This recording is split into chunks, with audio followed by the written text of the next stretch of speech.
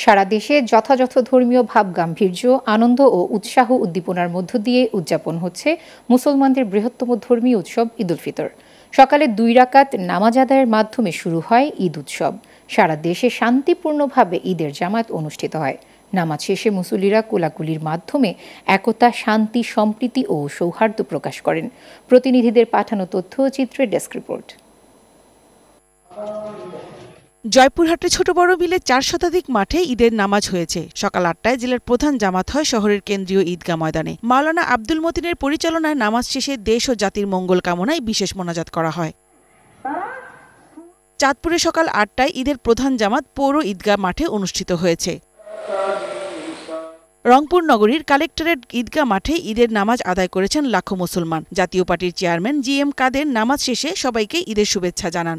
দেশবাসীর প্রতি আজকে এই দিনে ঈদ উল ফিতরের শুভেচ্ছা এবং অভিনন্দন, ঈদ মোবারক জানাচ্ছি। পটুয়াখালী জেলা প্রশাসনের আয়োজনের ঈদের প্রধান জামাত জেলা মডেল মসজিদ মাঠে সকাল 8:45টায় অনুষ্ঠিত হয়।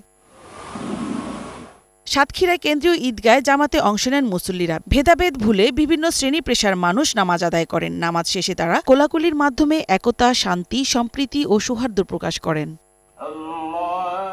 যথাযথ ধর্মীয় ভাবগাম্ভীর্যে রাজবাড়ীর জেলার বিভিন্ন ঈদগাহ ময়দানে ঈদের জামাত হয়েছে। খাগড়াছড়িতে ঈদের প্রধান জামাতে অংশ নেন শত শত মুসল্লি। পার্বত্য চট্টগ্রাম বিষয়ক মন্ত্রণালয়ের প্রতিমন্ত্রী কৃজেন্দ্রলাল ত্রিপুরা ও জেলা প্রশাসক মোহাম্মদ শহীদুজ্জামান সবাইকে ঈদের শুভেচ্ছা জানান।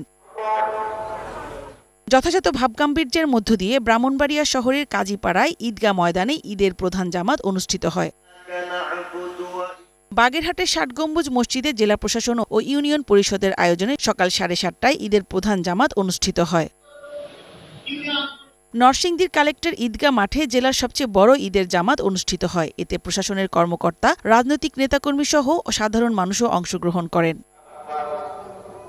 কুষ্টিয়া কেন্দ্রীয় ঈদগাহের ঈদের প্রধান জামাত হয় সকাল 8:45টায়। এতে অংশ নেন আওয়ামী লীগের যুগ্ম সাধারণ সম্পাদক মাহবুবুল আলম হানিফ সহ সর্বস্তরের মানুষ। নামাজ শেষে দেশবাসীকে শুভেচ্ছা জানান হানিফ। ফেনীর ঐতিহাসিক মিজান ময়দানে ঈদগাহের ঈদের প্রধান জামাত অনুষ্ঠিত হয়। এতে অংশ নেন সংসদ সদস্য নিজামুদ্দিন হাজারী, পুলিশ সুপার জাকির হোসেন সহ বিভিন্ন শ্রেণী পেশার হাজারো মুসল্লি।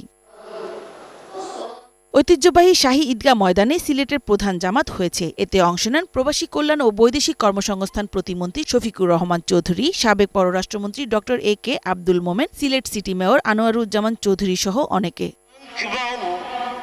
মেহেরপুর কেন্দ্রীয় ঈদগাহে সকাল 8টায় ঈদের প্রধান জামাত অনুষ্ঠিত হয়। এতে অংশ নেন জনপ্রশাসন মন্ত্রী ফরহাদ হোসেন, জেলা প্রশাসক শামীম হাসান, পৌর মেয়র মাহফুজুর রহমান রিটন সহ ধর্মপ্রাণ মুসলমানরা। নামাজ শেষে দেশ ও জাতির শান্তির কামনায় মোনাজাত করা হয়। Global television news desk.